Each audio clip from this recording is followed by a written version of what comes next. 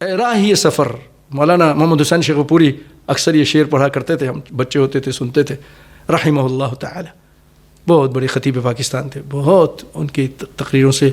لوگوں کو فائدہ ہوا، قرآن و سنت کی دعوت پورے پاکستان میں بہت پھیلائی، اور پنجاب کے گاؤں گاؤں میں جا کے تقریریں کرتے تھے۔ اللہ اکبر، رحمہ اللہ۔ اے راہی سفر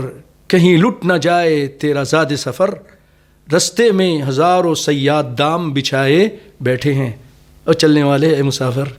ایسا نہ ہو کہ کوئی تجھے لوٹ لے، تیرا زاد سفر جو سامان کوئی لوٹ نہ جائے، کیونکہ راستے میں بہت سارے ڈاکو چور اچکے بیٹھے ہیں، یہ دین کے چور ہیں، بیٹھے ہیں اور آپ کی عزت سے بھی کھیلتے ہیں،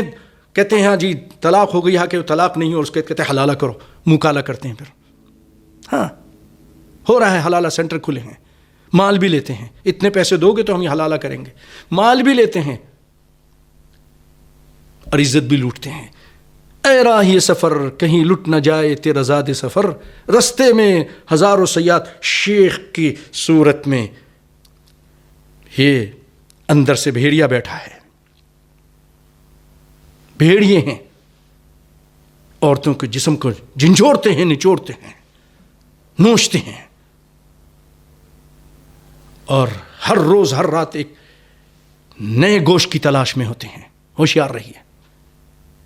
اپنی عزت کو بھی بچائیے، اچھے لوگوں کے پاس آئیے کہ بتائیے یہ 3 طلاق دے دیے، حدیث کے مطابق بتائیے کہ 1 ہوئی ہے کہ 3 ہوئی ہے۔ نبی کائنات کے زمانے میں تو 1 ہوئی تھی، پاکستان کا قانون بھی یہی ہے، مصر کا قانون بھی یہی ہے، سعودیہ کے عبدالعزیز بن باز اور بہت سارے علماء کا یہی فتویٰ ہے، اور کیا چاہیے؟ نبی صلی اللہ علیہ وسلم کے زمانے میں یہی تھا، ابو بکر کے زمانے یہی تھا، ابو عمر کے زمانے میں تقریباً شروع کے زمانے میں 1.5 یا 2 سال تک اسی طرح رہا، پھر بعد میں آپ نے کہا کہ میں اس کو نافذ کر دوں گا، تم کھیل کرتے ہو اللہ کے دین کے ساتھ، اور بعد میں رجوع بھی کیا آپ نے، اور کہا نہیں 3 طلاق 1 طلاق ہے۔ اور ہم سب کے لیے ہوتے ہوئے مصطفیٰ کی گفتار، نہ دیکھ کسی کا قول و کردار، جب کائنات کے امام کی بات آ جائے کسی کی بات نہیں چل سکتی، نہ عمر کی چلے گی نہ ابو بکر کی چلے گی۔ آج جو کہتے ہیں جی آپ لوگ بہت غصاق ہیں، عمر کی بات کو نہیں مانتے رضی اللہ عنہ، ہم مانتے بھائی، ہم مانتے ہیں۔ ان کے بیٹے کا قصہ نہیں سنا، انہوں نے منع کیا تھا سیدنا عمر نے، ہم وہ مانتے ہیں جس پر نبی کائنات کی مہر لگی ہے۔ سیدنا عمر نے منع کر دیا کہ حج تمتع کوئی نہیں کرے گا۔ ان کے بیٹے نے کہا میں حج تمتع کا نیت کرتا ہوں۔ کہا تمہارے بابا منع کرتا ہے؟ کہا میرے بابا کون ہوتے منع کرنے والے، شریعت محمد مصطفیٰ پر اتری ہے، میرے بابا پہ نہیں۔ اور انہوں نے اپنی نیت کی، حج تمتع کی۔ اور سیدنا عبداللہ بن عباس کے پاس لوگ آ کے مسئلے پوچھتے، یہ مسئلہ ہے، آپ قرآن اور سنت کی روشنی بتا دیتے تھے۔ تو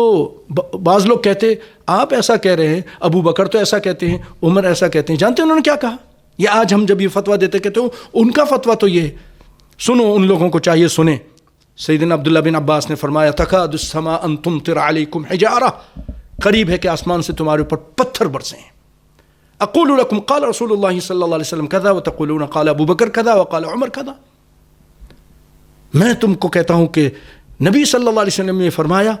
میں نبی کی حدیث سناتا ہوں، تم کہتے ہو اپنے بڑوں کی بات لاتے ہو، اماموں کی بات لاتے ہو، اپنے پیروں کی، اپنے